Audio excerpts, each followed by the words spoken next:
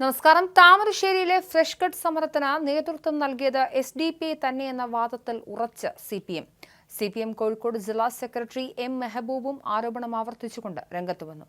സമരത്തിലേക്കുള്ള SDP നുഴഞ്ഞുകയറ്റം അന്വേഷിക്കണമെന്നും കേസിൽ പ്രതി ചേർക്കപ്പെട്ട DYFI നേതാവ് സംഘർഷം ഒഴിവാക്കാനാണ് ശ്രമിച്ചതെന്നും M മെഹബൂബ് പറഞ്ഞു.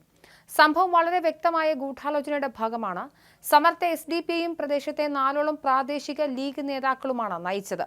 സമരത്തിന് വേറെ രാഷ്ട്രീയ മുഖമൊന്നും നൽകിയിട്ടില്ല. CPIM അനുഭാവികളായ കുടുംബങ്ങളും ഇതിന്റെ പ്രയാസം അനുഭവിക്കുന്നുണ്ട്. ഈ പ്രശ്നം പരിഹരിക്കണമെന്നതാണ് പാർട്ടിയുടെ സമീപനം. ക്രിമിനൽ സ്വഭാവമുള്ള ചിലരാണ് ഈ പ്രവൃത്തി നടത്തിയത്. സമഗ്ര അന്വേഷണം നടത്തി യഥാർത്ഥ കുറ്റവാളികളെ നിയമത്തിന് മുന്നിൽ കൊണ്ടുവരണമെന്നും മെഹബൂബ് പറഞ്ഞു. കട്ടിപ്പാറയിലുണ്ടായ ആക്രമണം യാദൃശ്ചികമല്ലെന്നും ചില ഛിദ്രശക്തികൾ സ്ത്രീകളെയും കുട്ടികളെയും മറയാക്കി ജനകീയ സമരത്തിൽ നുഴഞ്ഞു കയറിയെന്നും തദ്ദേശ വകുപ്പ് മന്ത്രി MB രാജേഷും പറഞ്ഞിരുന്നു. അറവു മാലിന്യ സംസ്കരണ പ്ലാന്റിന് മുന്നിൽ നടന്നത് ആസൂത്രിത ആക്രമണമെന്ന് കണ്ണൂർ റേഞ്ച് DIG യതീഷ് ചന്ദ്രയും പറഞ്ഞു. സ്ത്രീകളെയും കുട്ടികളെയും മനുഷ്യകവചമാക്കി ആക്രമണം നടത്തി. ആക്രമണത്തിന് പിന്നിൽ ചില തൽപര കക്ഷികളാണെന്നായിരുന്നു യതീഷ് ചന്ദ്ര പറഞ്ഞത്. എന്നാൽ CPIM പ്രാദേശിക നേതൃത്വം ഇത്തരം ആരോപണങ്ങളെ തള്ളിയിരുന്നു. സംഘർഷത്തിൽ DYFI കൊടുവള്ളി ബ്ലോക്ക് പ്രസിഡന്റും കൊടുവള്ളി ബ്ലോക്ക് പഞ്ചായത്ത് അംഗവുമായ T മെഹറൂഫാണ് ഒന്നാം പ്രതി. സംഘർഷത്തിൽ 500ഓളം പേർക്കെതിരെയാണ് കേസെടുത്തത്.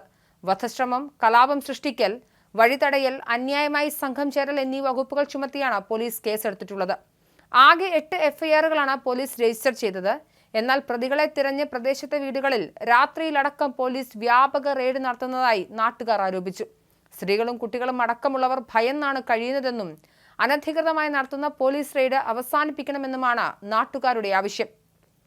അക്രമശേഷം ഒളിവിൽ പോയവരെ തേടിയാണ് പോലീസ് പരിശോധന നടത്തിയത്. വീട്ടുടമയുടെ പേരും വീട്ടുപേരും വീട്ടു നമ്പരും മറ്റ് വിശദാംശങ്ങളും പോലീസുകാർ ചോദിച്ചറിഞ്ഞ് രേഖപ്പെടുത്തുകയാണ് ഉണ്ടായത്. ഫ്രഷ് കട്ട് സമരത്തിലെ സംഘർഷവുമായി ബന്ധപ്പെട്ട ആരോപണങ്ങൾ നിഷേധിച്ച സമരസമിതിയും രംഗത്തെത്തിയിരുന്നു. SDP നുഴഞ്ഞുകയറിയെന്ന വാദവും സമരസമിതി തള്ളിയിരുന്നു.